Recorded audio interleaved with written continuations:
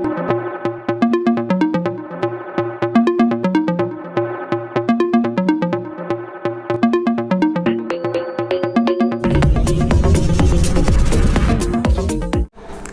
Friends, എല്ലാവർക്കും reflections car കെയറിലേക്ക് സ്വാഗതം.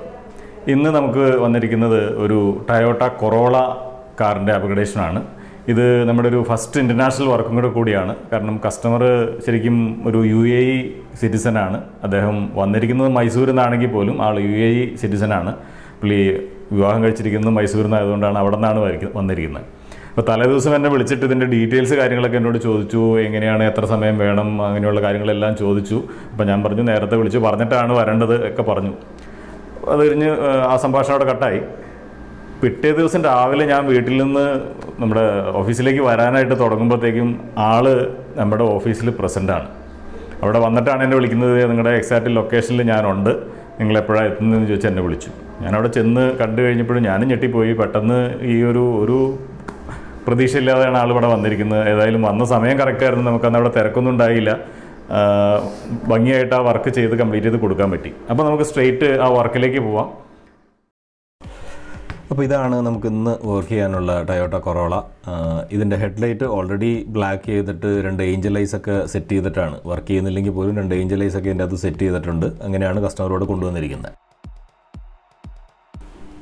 അതുപോലെ വേറൊന്നുള്ളത്, ഇതിൻ്റെ ലോ ബീമിലും HID, ഹൈ ബീമിലും HID ബൾബാണ് ഇട്ടിരിക്കുന്നത്. ഹൈ ബീമിൽ ഒരിക്കലും HID ബൾബ്സ് റെക്കമെൻഡഡ് അല്ല, എങ്കിലും ഇത് ഈ വണ്ടിയുടെ ഹൈ ബീമിൽ എടുക്കുന്ന HID ആണ്.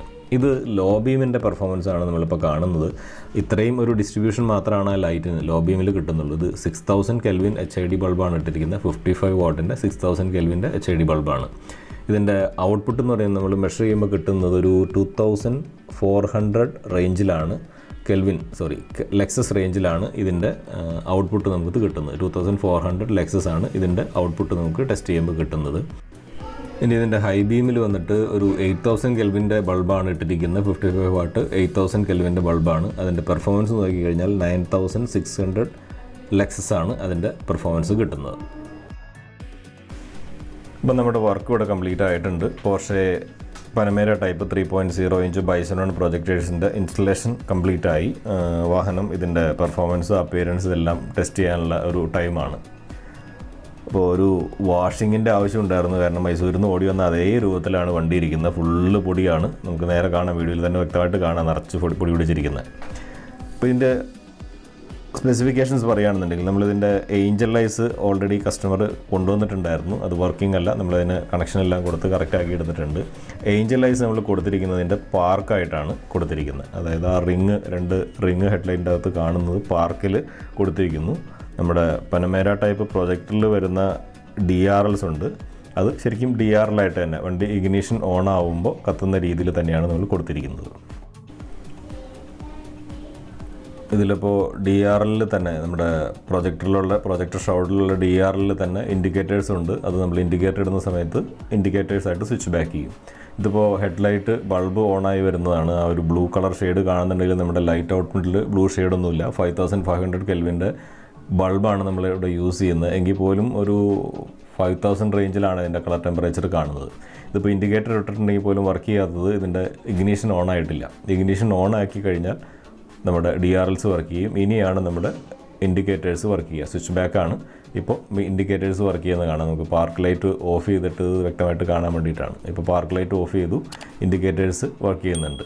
അപ്പോൾ ഇതെല്ലാം കൂടെ ഒരുമിച്ച് കത്തിക്കോട്ടെ എന്ന് കസ്റ്റമർ ഒരു സജഷൻ പറഞ്ഞുകൊണ്ടാണ് നമ്മൾ സൈഡിലുള്ള ഇൻഡിക്കേറ്റേഴ്സ് ഡിസേബിൾ ചെയ്യാത്തത്. അല്ലെങ്കിൽ അതിൻ്റെ പ്രകാശം നമുക്കൊന്ന് ഹൈഡ് ചെയ്യാൻ പറ്റുമായിരുന്നു. ഇതിപ്പോൾ എല്ലാം കത്തുന്നുണ്ട്. അതായത് DRL-ഉണ്ട്, പാർക്കുണ്ട്, എല്ലാം ഒരു ലൈറ്റ് മയമായിട്ട് ഇപ്പോൾ കത്തുന്നുണ്ട്.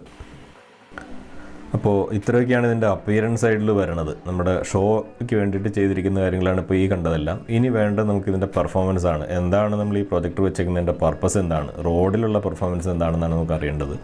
ഇത് ലെഫ്റ്റ് കോർണറിൽ കാണുന്നതിൻ്റെ ബിഫോർ എങ്ങനെയായിരുന്നു വന്നപ്പോൾ എന്നുള്ളത്, ആ ഒരു HID ബൾബ് ഇട്ടിട്ടുള്ളതിൻ്റെ പെർഫോമൻസും, താഴെ കാണുന്നത് മെയിൻ സ്ക്രീനിൽ കാണുന്നത് നമ്മളുടെ ഇപ്പോൾ ഉള്ള പ്രൊജക്ടറിൻ്റെ ഒരു വാം ലൈറ്റ് ആണ് നമുക്ക് കിട്ടുന്നത്.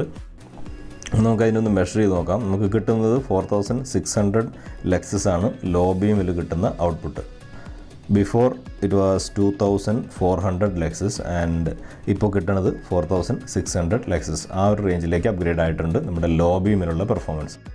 ഇനി ഇതിൻ്റെ ഹൈ ബീമിൻ്റെ പെർഫോമൻസ് ആണ് നമുക്ക് നോക്കേണ്ടത്. ഇതിൽ 9000 ലക്സസ് ഒക്കെയാണ് ഇപ്പോൾ കാണിക്കുന്നത്. ലെഫ്റ്റ് സൈഡിൽ നോക്കുന്നത് 9000 ലക്സസ് ആണ് റേഞ്ചിലാണ് കാണിക്കുന്നത്. ഹൈ ബീം പെർഫോമൻസ് വന്നിട്ട് 9600 ഉണ്ടായിരുന്നത് 11500 ലക്സസിലേക്ക് ഇമ്പ്രൂവ് ആയിട്ടുണ്ട്. ലക്സ് കാണിക്കുന്നതിൻ്റെ ഒരു *10 എന്ന് കോർണറിലുണ്ട്. അതിങ്ങോട്ട് മൾട്ടിപ്ലൈ ചെയ്തെടുക്കുമ്പോഴാണ് നമുക്ക് ഈ വാല്യൂ കിട്ടുന്നത്. അപ്പോൾ ഇത്രയും ഇമ്പ്രൂവ്മെൻ്റ് ആണ് നമ്മൾ ഇതിൻ്റെ പെർഫോമൻസിൽ ഉണ്ടായിരിക്കുന്നത്. അപ്പോൾ കസ്റ്റമർ വന്നിട്ട് ഇതിൻ്റെ അകത്ത് വളരെ ഹാപ്പിയാണ്. ഇതിൻ്റെ പെർഫോമൻസ് ചേഞ്ചസിൽ വളരെ ഹാപ്പിയാണ്.